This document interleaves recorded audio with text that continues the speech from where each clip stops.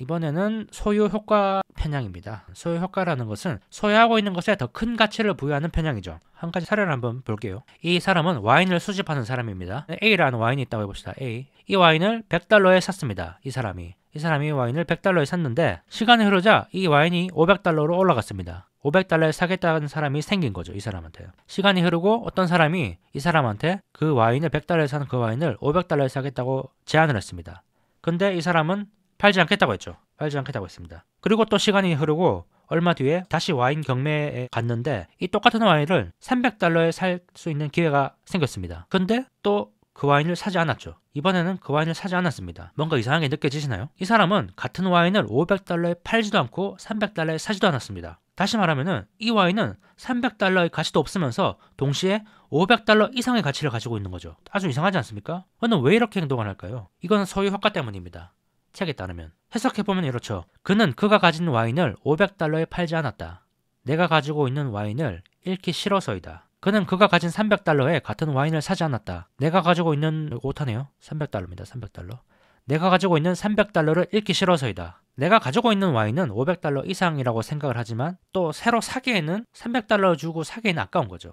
이 소유효과는 전망이론에서 파생되어 나온 효과라고 볼 수 있겠죠. 그런 관점에서 손실에 대한 회피 심리가 소유효과를 만드는 거죠. 홈쇼핑이 이런 소유효과를 잘 활용을 하죠. 일단 사서 사용해보고 마음에 들지 않으면 환불하라는 마케팅이 아주 이 소유효과를 잘 활용한 마케팅이죠. 주식 투자에서도 이런 심리가 나타납니다. 어떤 상황이 그럴까요? 자, 다시 삼성전자가 나옵니다. 10만원에 매수한 삼성전자 주식이 있다고 해보죠. 근데 지금은 5만원이 됐습니다. 떨어져서 5만원에 살 수 있는 거죠. 그런데도 나는 5만원에 사지 않습니다. 자, 그렇다면 저는 이 삼성전자가 5만원의 가치가 없다고 생각하는 걸까요? 만약에 5만원 가치가 없다고 생각하면 지금 5만원에 팔 수 있을 때 팔아야 되죠. 내가 10만원에 샀더라도. 자, 저는 지금 이런 상황입니다. 그러면은 정리해보면은 나는 지금 삼성전자 주식이 5만원의 가치가 없다고 생각해서 사지 않고 동시에 5만원의 가치보다 크다고 생각해서 팔지 않습니다. 모순적인 행동이죠. 어떻게 보면 소유효과와 손실회피 성향을 잘 보여주는 상황이라고 할 수 있습니다. 즉 나는 삼성전자를 5만원이나 주고 사는 것도 손실이라고 생각하고 동시에 나의 삼전을 5만원밖에 못 받고 파는 것도 손실이라고 생각하는 겁니다. 두 개가 지금 나눠져 있는 겁니다. 내 머릿속에 내가 살 때는 5만원도 비싸다고 생각하고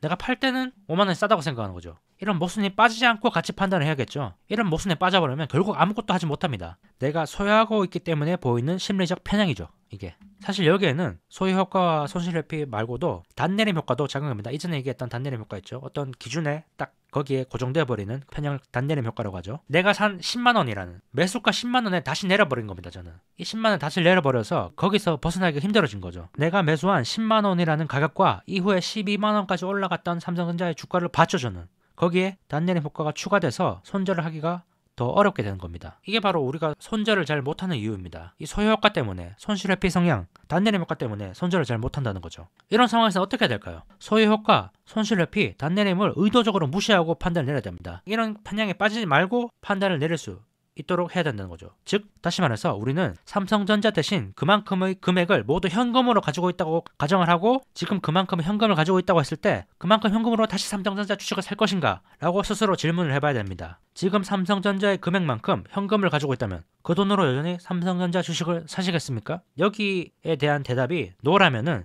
지금 가진 삼성전자 주식은 팔아야지 합리적인 것이겠죠? 하지만 우리는 언제나 합리적이진 않죠. 그래서 우리는 손절을 잘 못합니다. 이건 빠진 주식에 관한 내용이었고요. 오른 주식에도 소유효과가 적용이 됩니다. 오른 주식. 흔히 많이 오른 주식에 대해서 방송 같은 거 보면은 보유자의 영역이다. 이런 얘기 많이 들어보셨죠? 만약 지금 엔비디아를 사야 되냐고 물으면은 지금은 보유자의 영역이다. 이런 대답이 나올 수 있습니다. 가지고 있는 사람들이 팔아야 될지만 선택해야 되지 새로 매수를 할까 말까를 결정하기는 너무 어려운 가격대라는 거죠. 만약에 엔비디아를 200달러에 샀고 지금 600달러가 됐다고 해봅시다. 이게 많이 올랐을 때도 우리는 똑같이 생각을 해야 됩니다. 삼성전자 아까 떨어졌을 때 내가 삼성전자 주식을 안 가지고 있고 현금으로 가지고 있더라도 이 5만원에 삼성전자 주식을 살 것인가 라고 질문을 해봐야 된다고 했죠. 거기에 대한 질문이 yes라면 내가 가지고 있어도 되는 것이고 거기에 대한 대답은 no라면 삼성전자 주식을 팔아야 된다고 했죠. 반대로 엔비디아가 지금 600달러가 됐는데 내가 지금 엔비디아 주식을 가지고 있는 게 아니라 엔비디아의 그 평가 금액만큼 현금을 가지고 있다고 했을 때 엔비디아의 주식을 살 수 있겠습니까? 사겠습니까? 라고 질문했을 때 대답이 노라면은 노라는 건 뭐죠? 엔비디아 주식을 비싸게 생각하고 있다는 거죠. 내가 새로 사기에는 비싸다 라고 생각을 한다는 거죠. 그럼 팔아야겠죠. 합리적인 투자자라면. 근데 우리는 보유하고 있기 때문에 그런 결정을 잘 못 내린다는 거죠. 보유하고 있는 사람들은. 간단하게 얘기하면은 가지고 있던 가지고 있지 않던 똑같은 의사결정을 내려야 된다는 말입니다. 자, 정리를 하면은 이렇습니다. 우리가 손절을 잘 못한 이유는, 손절과 입절을 잘 못한 이유는 시스템 1 때문입니다. 소유 효과에 벗어나서 시스템 2한테 판단을 넘겨야 됩니다. 100만원으로 살 수 있는 다른 주식에 비해 나는 삼성전자 주식을 얼마나 좋아하는가? 나는 삼성전자 주식의 가치를 어느 정도로 판단하는가? 이런 질문을 하는 순간 시스템 2가 작동을 하고 소유 효과는 사라집니다. 내가 엔비디아를 안 가지고 있더라도 지금 사겠는가? 내가 삼성전자에 안 물려 있더라도 지금 5만원에 사겠는가? 라는 질문을 해봐야 된다는 거죠. 합리적인 투자자라면 이 소유 효과에 빠지지 않고 의사결정을 하겠죠. 그러나 쉽지는 않습니다. 네, 다음은 매몰 비용의 오류입니다.